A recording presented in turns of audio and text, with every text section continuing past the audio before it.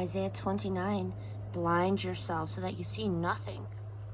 Doom, Ariel, Ariel, the city where David set camp. Let the years add up, let the festivals run their cycles. But I'm not letting up on Jerusalem.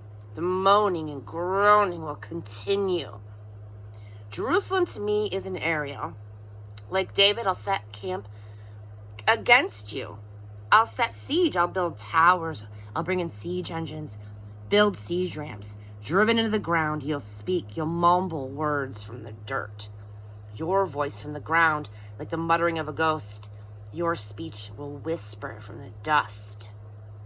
But it will be your enemies who are beaten to dust. The mob of tyrants will be blown away like chaff.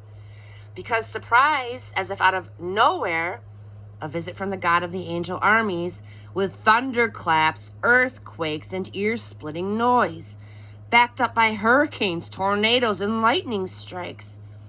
And the mob of enemies at war with Ariel, all who trouble and hassle and torment her, will be turned out to be a bad dream, a nightmare. Like a hungry man dreaming he's eating steak and wakes up as hungry as ever. Like a thirsty woman dreaming she's drinking iced tea and wakes up thirsty as ever. So that mob of nations at war against Mount Zion will wake up and find that they haven't shot an arrow, haven't killed a single soul.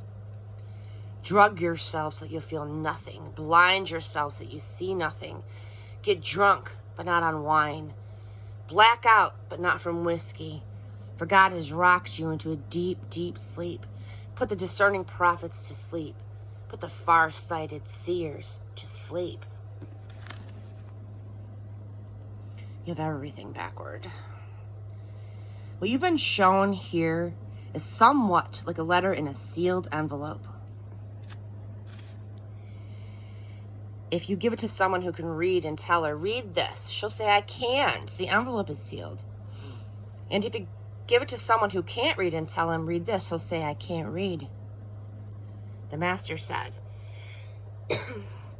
these people make a big show of saying the right thing, but their hearts aren't in it.